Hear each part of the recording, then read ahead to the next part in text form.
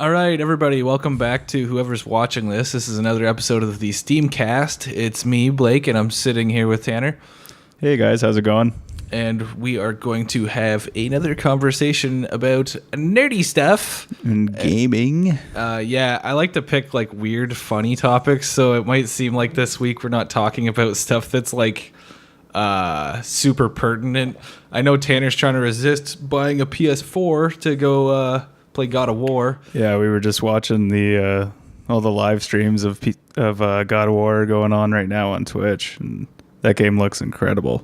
It looks really good, yeah, but I mean, I'm not dropping $500 for it. No, neither am I.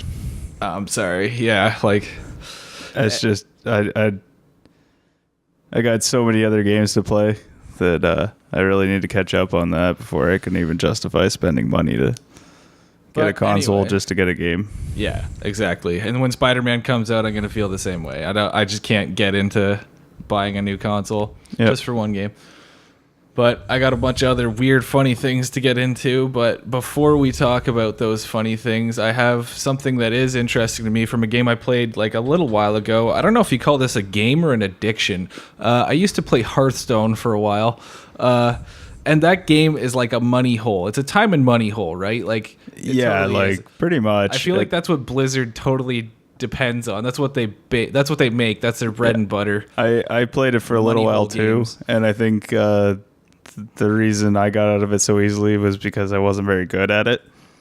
But I don't think I was very good at it either. I fucking net decked and I like just grinded. Yeah, I really wasn't doing that kind of stuff, so I didn't get very far. And but yeah, it's kind of like a money hole for sure. You can spend a lot of money in that game. Yeah, like I played it for a good year and a half, and yeah, that's why I fell out of it. Was just too many expansions were coming out too fast, and I know some card players like that, but it was just too much money for me all at once.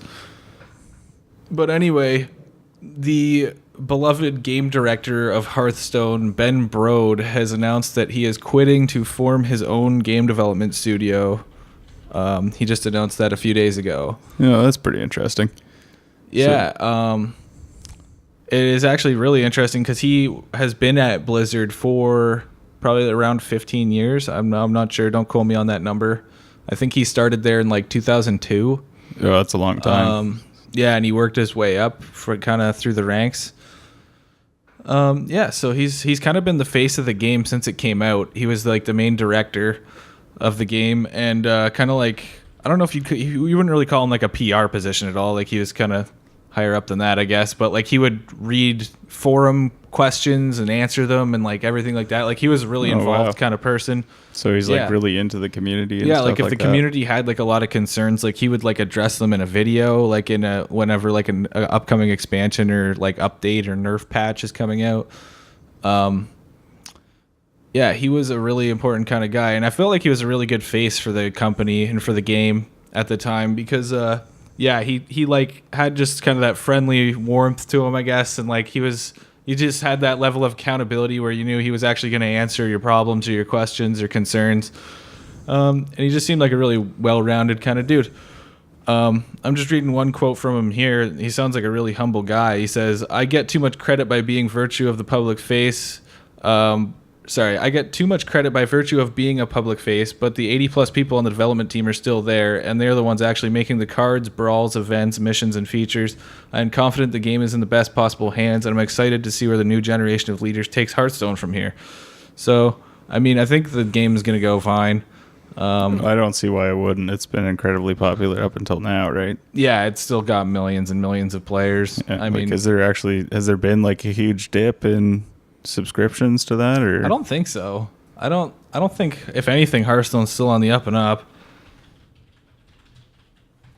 Like it's still got kind of the same faces in the Twitch mainstream that it did like 2 years ago or whatever when I was playing it too. Right. Like I just remember even the 2 years ago when I was playing it too, it was already outpacing how many players were on World of Warcraft servers. Oh yeah, it was way more than World of Warcraft, but I think that was because it's like a free-to-play game. Right. Yeah, according to this statistic website here, I don't know how relevant it is or how how accurate it is. I mean, who would go lie on the internet? Why would you do that? But apparently in November 2017, there were 70 million people playing Hearthstone. Oh my So god. it's a more popular game now than it ever was, I guess. Wow. Yeah, that's incredible, actually. Significantly so. So that's like making Blizzard some bank for sure. Yeah. So I wonder if Ben Brode just decided like he just got bored, or if he was like, if he thought that like he could, just kind of have more creative freedom working in his own studio. Yeah, that's been out for how many years now? And they've been through so many expansions too. Like, even when I was playing, they were on like their 4th expansion or something like that. Yeah, they go through like because they have like kind of 2 different styles of expansion. They'll have like a single player expansion set where it'll be a bunch of bosses like in a raid style, right? And then that'll have a bunch of cards with it, like about like 50 cards or something. And then they'll have like an actual full-on expansion set where it's like 150 cards or something. And it's just cards. But it's just cards, or it'll be like 200 cards or something. But right. Yeah, there'll be no like single-player component to it. So yeah, you usually get like 1 or 2 single players a year, and then 1 or 2 like big expansions a year. I think that's ramped up. I'm not entirely sure, but I think that's ramped up quite a bit now. That's kind of why I quit, is because like if you want to stay up to date in the meta, like you have to spend like quite a bit of money. It's like $60 each time one of these things comes out almost.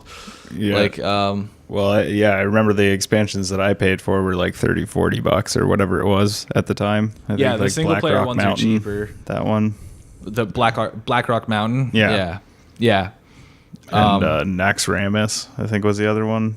Yeah, those 2 are both cheaper, and I actually like those better because you're guaranteed the cards, right? Like you're not fucking rolling a dice. Yeah, you don't have to open packs. Yeah, it's not essentially loot boxing it. Like, but yeah, getting a little off topic. But anyway, yeah, I guess I can only imagine he's not really motivated by money anymore. Like, I mean, I wouldn't assume so. The game is so successful. It sounds like you've had a pretty lucrative job for almost a decade or longer. Yeah. So I gotta think that like you're moving on. Yeah. You want to do something else creative. You wanted something more free. I don't know. I haven't really had a lot of information here about. Well, he said he's starting a new dev team. Yeah, I don't really have a lot of information about what kind of game they're going to work on first. That'll be interesting to see, I think, because it'll be interesting to see if they make another kind of strategy game in that vein, or if they go with like something entirely different. Yeah. I'll be interested to see what he does too. He says that he's describing his new team as a scrappy startup. I mean, who doesn't do that, I guess. Yeah. But who knows? Maybe we could see some like cool indie games out of them or something like that. Yeah. We'll have to stay tuned. Sounds like somebody to watch for sure. All right. So, what did you want to talk about next? We could. This is quite the segue. We were talking about Sega's terrible looking retro console last week. So let's talk about this one that's not terrible looking, only because we have so little information on it. Neo Geo has decided to enter the market on mini consoles. Yeah, this SNK, I guess, is announcing 40th anniversary hardware. Nobody really knows anything about it other than the fact that it just exists. It's under a curtain right now. They have a promotional shot of it where it's just sitting under a curtain. It's kind of a big box draped under just a black blanket. Mm-hmm. So I'm guessing that's kind of giving you a hint as to what the shape is. It's going to be a VCR. Tanner's thinking they're bringing back VCRs. Yeah. That's what he's been saying. They're bringing back the Neo Geo VCR classic mobile. Neo Geo cardboard. Neo Geo cardboard. Cardboard box. It'll be $100 a cartridge. It looks like, to me, I think that looks kind of like an arcade cabinet, maybe. You think that kind of looks like it could be an old arcade cabinet style? Yeah, it does look a little bit like that, actually. Like maybe a bar top arcade kind of thing. little tabletop one. Speculating on this picture. Yeah, we're totally just guessing on the shape of this black box But right it's now. just like Neo Geo trying to put out a box. Who's that for? First of all, I feel like second it's of just all, capitalizing on like what we were saying last week with Sega, just capitalizing on like the old like retro style systems are popular. That's the thing that we don't even know if this is an old retro style system. They just announced that this is a anniversary system. okay, so it's an anniversary system. So is it supposed to be like a new system that's just got like their We old don't know. games on it? Everybody's assuming that it's just a new old retro style, like a classic with games on it. Do you imagine it? Like if it is a bar top arcade or something, those things are fucking expensive, man. Like so you're talking maybe $400 for this thing.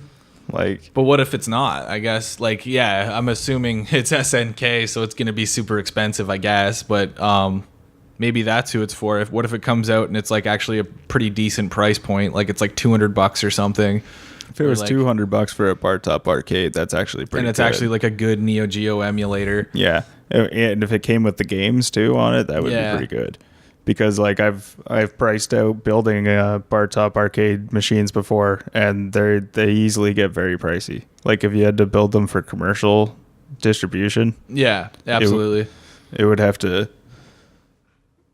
You're talking like $300 probably to like make a profit on them, to not sell them at a loss. Yeah, I totally feel it because you gotta like actually build the freaking. Well, they'd have like a monitor. Cabinet. You got speakers. Yeah, there's a lot of hardware that goes into it. Yeah.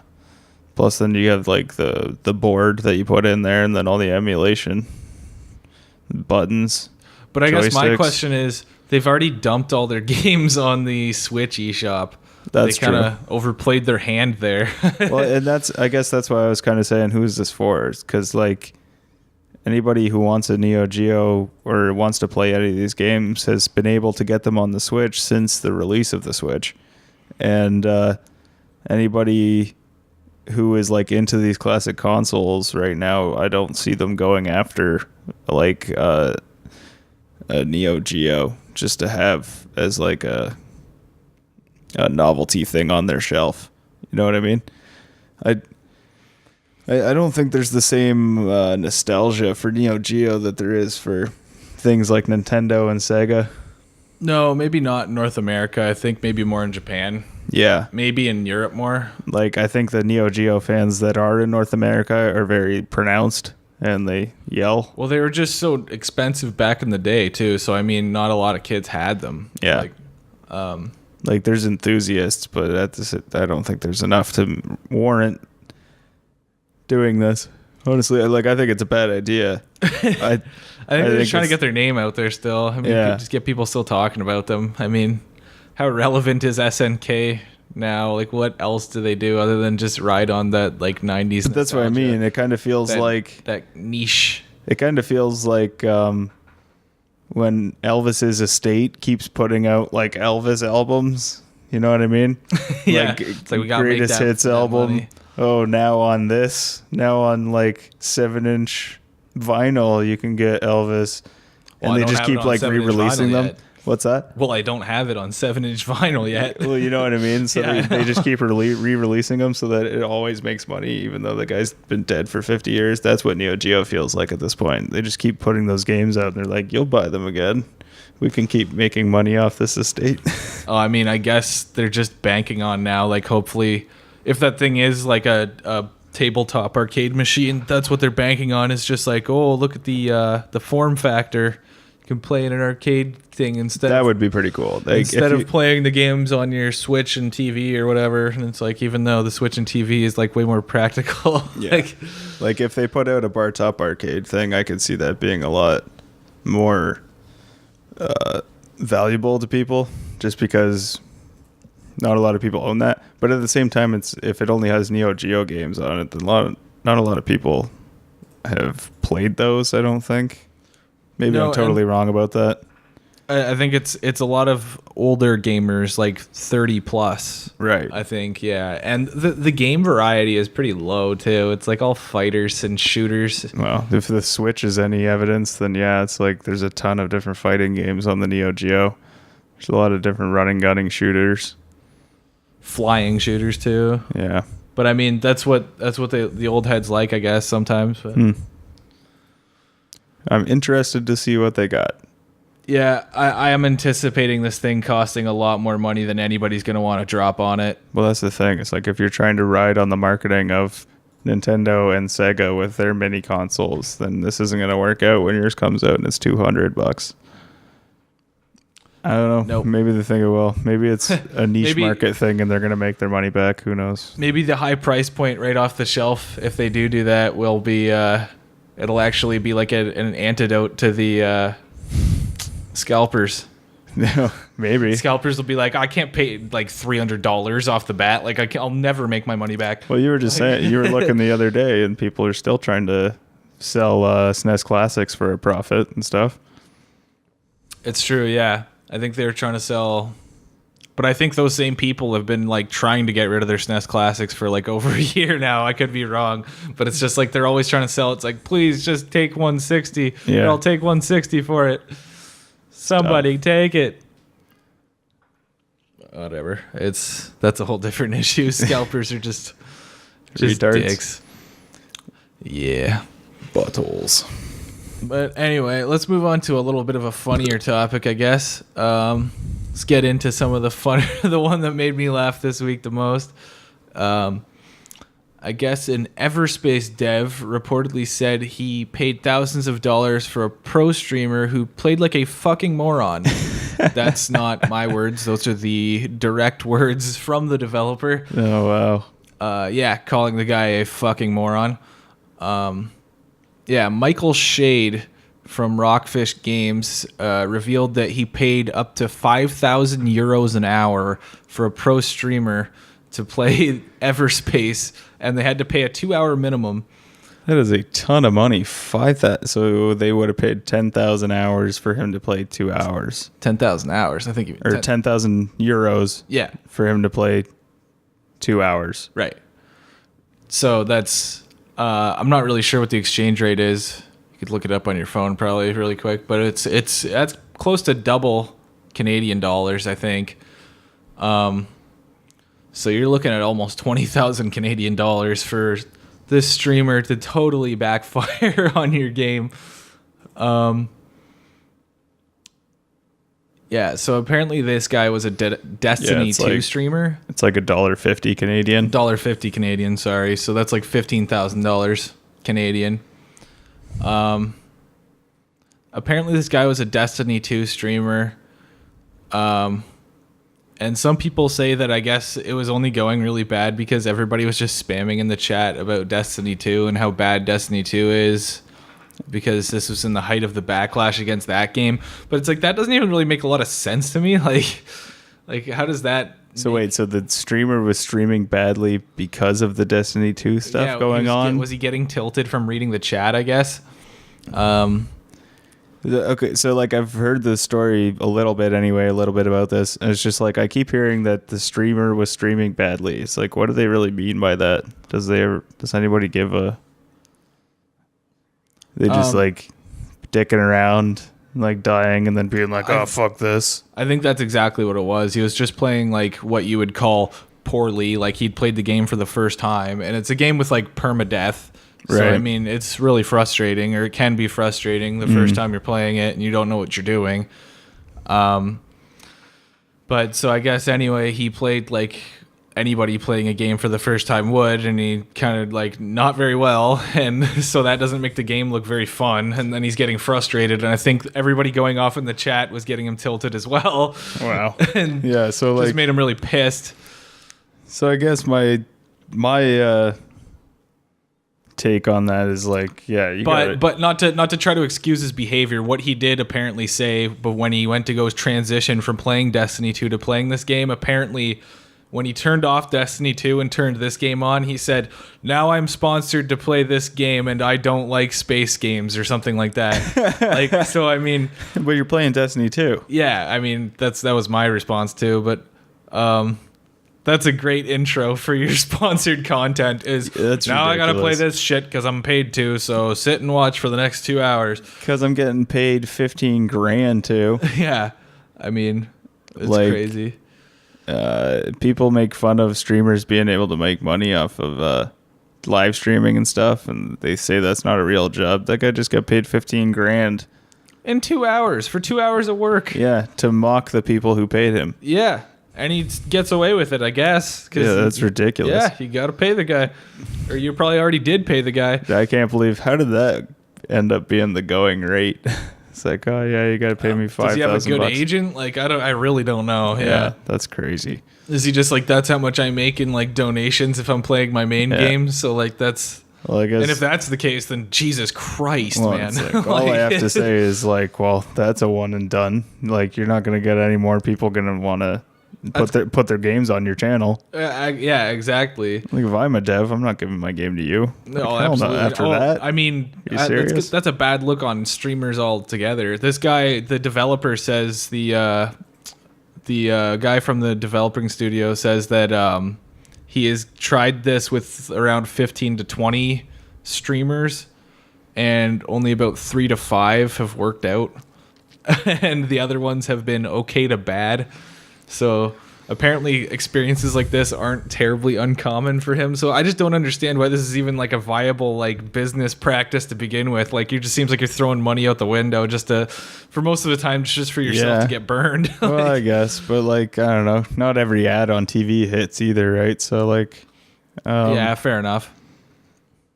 I mean, I guess it depends on the size of your development studio. $15,000 could be a lot, or it could be just, I mean, they could have had a marketing budget of like 200 grand. Exactly, and that's all they were spending it on was just streamers. Yeah. No, absolutely. So, I mean, I don't want to be like, oh, naming names, but in case you're curious, his name was King Gathalion was the streamer's name, I believe. And he's normally a Destiny streamer. Yeah.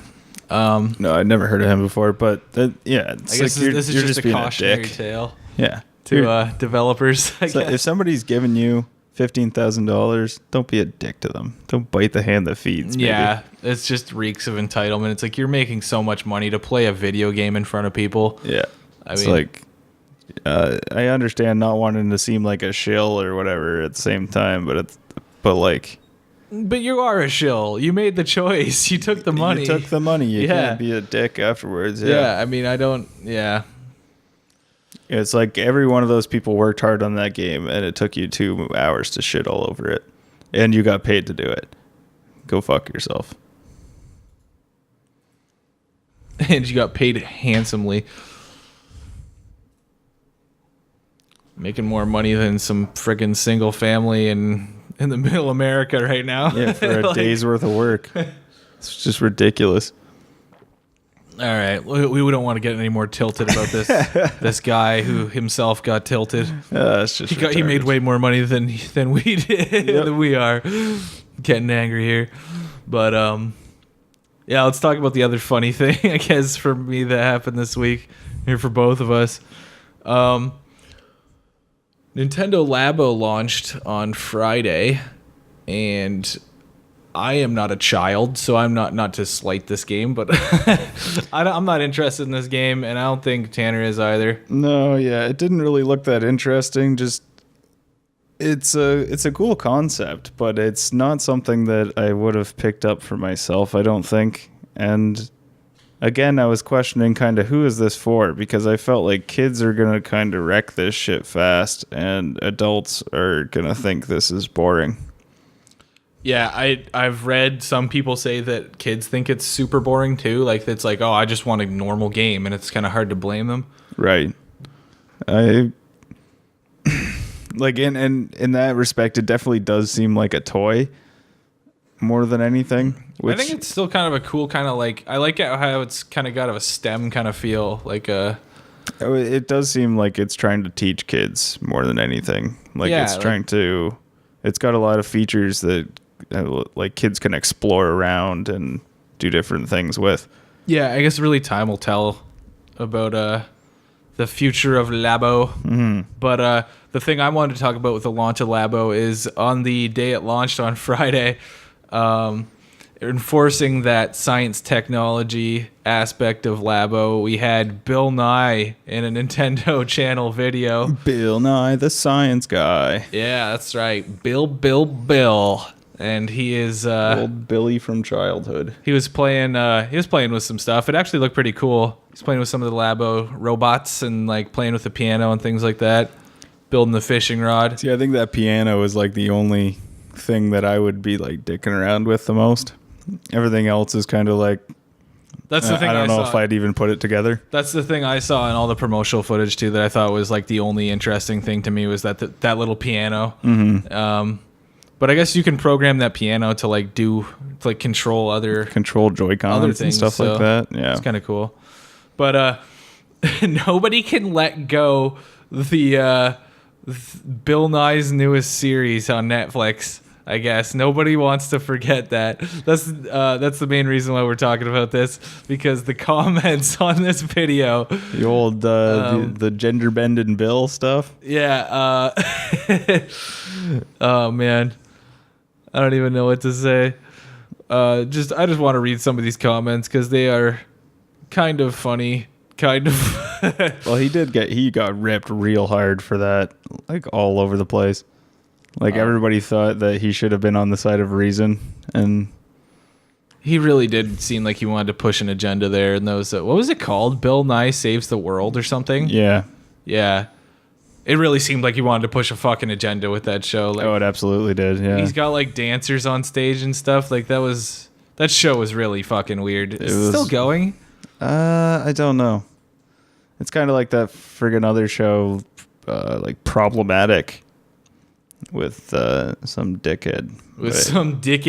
But it's just it's just comedians sitting around bashing conservatives. Yeah, I guess. I mean, you have like two types of comments in this video. You have like, oh yeah, Bill Nye the Nintendo guy, and like, oh yeah, Bill Nye for Smash, my guy, and like stuff like that. Like we got like all the pro Bill comments.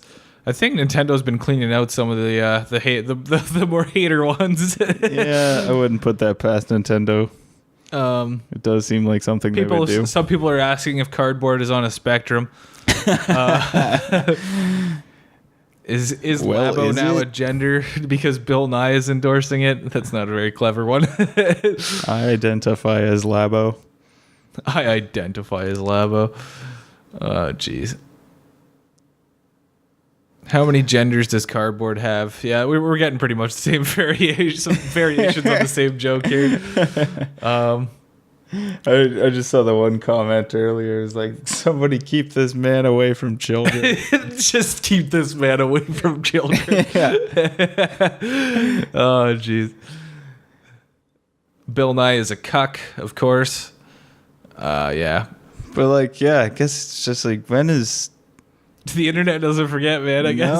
I guess it hasn't been long enough for the internet to forget about that. Yeah. I mean, if the series is still going, I mean, I guess I can understand. They just jump all over them. So many cardboard as a spectrum jokes. God damn. Like, what does that even mean other than just fucking just referencing the gender spectrum shit? Like... All right, there's really not much more to this story other than I just wanted to read some of the funny comments on this fucking video. Not really. It's just, it's kind of funny that this is all coming out on a Nintendo video. Yeah, you expect like a little more wholesome of a comment section, which is, I mean, I'm sure in a few days all these comments are going to be deleted. Nah, everybody sees Bill Nye on Nintendo and they go for the throat. We got to let Bill know what we think. This is the easiest venue to get at him. Fucking yeah, because Bill Nye's reading these comments. Yeah, Bill Nye reads comments, right? Doesn't Bill Nye use Twitter? Oh, maybe he uses Twitter. Yeah. Or am I thinking of Neil deGrasse Tyson? I'm not sure he's using. He's reading YouTube comments on the Nintendo page. No, he's getting Google alerts. He's getting Google alerts. Yeah. Like Billy Mitchell. Like Billy Mitchell was. Oh my God. Do you want to talk about that? Oh yeah, I guess we should talk about that real quick. We should bring that up real quick. There's a natural segue into Billy Mitchell commenting on our video. Do you want to talk about that? Yeah, fucking apparently this guy, I don't want to call him Billy Mitchell because I looked into it for a little bit. I could not find conclusive evidence one way or the other. This guy commented on a clip that I cut from last week's episode that I posted last week, where we were talking about Billy's response. I think I called the video Billy and the Twin Galaxies Deep State Conspiracy. And Yep. The video was up for like 5 minutes, 5 or 10 minutes. And there was just a 3-paragraph like response it's in long. the comments. Yeah, there's like an essay. 1, 2, 3, 4, 5 paragraphs. There's a 5-paragraph essay on our one video that we just uploaded. Like, that's pretty impressive. Yeah. Like there's no way he could even listen to all of that. No. Oh no, he definitely didn't. He saw Billy Mitchell in the headline and was like, "Oh, I gotta comment this," and it's definitely a copy paste that he did. Do you want to read any of it or like? Basically, you can go to the last video and read it if you want because it's still there. He hasn't taken it down or anything. I'll put it up on the screen too. I think I have a screenshot of it. You all need to go back to conspiracy school. Let me lay this out for you as soon as nobody else seems to get it. Some smarty pants Ivy Leaguer amateur filmmakers, social engineers saw an opportunity to take advantage of some podunk old school retro gamers. A guy like Billy Mitchell, I don't know what podunk means. A guy like Billy Mitchell holding on to his glory. A guy like Billy Mitchell holding on to his glory days tighter than a nun's cooch is a perfect mark for these dudes, and they took full advantage of poor Mitchell. Let's see how. And then he just goes into like his defense of Billy Mitchell. Like, the whole thing he links a couple YouTube videos. It was like, just so see, this passionate. proves it. And it's written by a madman. It's really like there's no sense to it at all. There's no like reason. There's no there's no clear points. Like when he thinks he's made a point, then he like tells you off almost. Like he'll be like, so this proves it. So you guys are fucking assholes and all this shit. So, Yeah, he gets really defensive. It's crazy talk. It's so passionate, and it was such a quick response that like there was even somebody who responded to him that was like, "Hey, Billy." Yeah. Well, exactly. That was the response that you and me both had was like, does Billy Mitchell have Google alerts? Because it really seems like Google alerts. Because that video was up for minutes, and there was already that. Yeah, it was only up for like 6 minutes, and the video is 6 minutes long. Mm-hmm. I have a hard time believing he even watched it. No, he definitely didn't. It was it's pretty funny. So you can actually go look at that comment if you want. If you're into internet crazy, it's kind of funny. Yeah, I mean, hopefully we get Billy Mitchell commenting on more of our videos. Hopefully he's subscribed. Billy Mitchell, if you're subscribed to us, welcome to the Steampunks family. Welcome to the Steampunks channel. Hopefully we provide some entertainment. We have jackets. Yeah, we're trying to get that set up. We don't actually have jackets. Yeah, that was bizarre, though. I was not expecting that. Such a fast response, too. Like, it was amazing. Yeah. It was pretty incredible. All right, you want to talk about the one topic you wanted to bring up? I think this would probably be the last thing we'll talk about here. Okay. Which was, Black Ops. Okay, so fucking Polygon just put up an article last week entitled Call of Duty Black Ops will not be having a traditional single-player campaign, which they claim that an anonymous source told them that the campaign in the new Black Ops 4 game has been so far behind that some of the devs at the team don't think it's going to be done in time for when the game is supposed to be coming out. And apparently some sources have actually been told by like upper management that the campaign's not going to be anywhere near done, so they're just axing it right now and just moving on. And I thought it was interesting actually because I was like, it's 2018. I can't believe it took them this long, honestly. I thought they had talked about that before too. Yeah, like just totally axing the single player because nobody plays it anymore. Right. Like I thought we were talking about that like 3 Call of Duties ago. Yeah. So in the PC version, and I think in the console versions too, if you didn't buy the physical copy and you only bought the digital copy, I think though they were separate downloads, so you didn't even need to download the single player campaign if you weren't going to play it. You could just download the multiplayer. Really? Yeah, you could do that with I think it was Black Ops 3 was the first one to do that. That's pretty cool. And I think World War II, the one that came out last year, it was like the same thing. I mean, I would usually regard that as being like, oh no, like that's such a death knell for single player games. But I don't think single player games are going anywhere. I think that's just like people just want shooters. I think usually, especially ones like Call of Duty, with like the engine is kind of built around the multiplayer anyway. Yeah. I mean, and there's been a couple really good shooters that have come out lately that have been entirely different from what Call of Duty traditionally is as like a warfighter. Like there's Wolfenstein, there's Doom. It's like those are both FPS shooters that are set in more like fantastical worlds, and it's like I feel like that's a better world build to make a single player game around. Yeah, I think that just like hyper realistic stuff has kind of been done to death in military shooters lately. For sure, people are looking in a single player setting for something different. Yeah. So, sorry, go on. Sorry. But yeah, like this is something that you and me have been talking about even when we were actually playing these Call of Duty games, is that most of our friends didn't even play the single player anyway, and they would just jump right into the multiplayer because like you would rush to EB Games, you'd get the game, and then you would come home, and then instead of playing the single player, you wanted to jump into multiplayer so you wouldn't be behind all your friends. Yeah, after your 10 hours of single player, you'd rather be at like level 25 by then with all these unlocks and stuff. Yeah, absolutely. So like I totally remember kids just not even playing the single player, and that was back in like Modern Warfare 2. Like that was what, almost 10 years ago. Like that was Modern Warfare 2. I think was 2009, 2008. I don't know. Yeah. So yeah, like 10 years ago. Call of Duty's been going for a long fucking time. God damn. Yeah, I think Modern Warfare 2 was like the last one I put a lot of time into. I don't think there was one after that I played. No, I think that was the last one for me as well. So, I mean, we're not entirely the most qualified to talk about Call of Duty. But, no, but I guess I just can't believe it's taken them this long to take the single-player campaign out. Yeah, I mean, how much money do they burn on just building that campaign for nobody to play it? Remember a couple of years ago when they put Kevin Spacey was in the single-player campaign? Yeah, did they...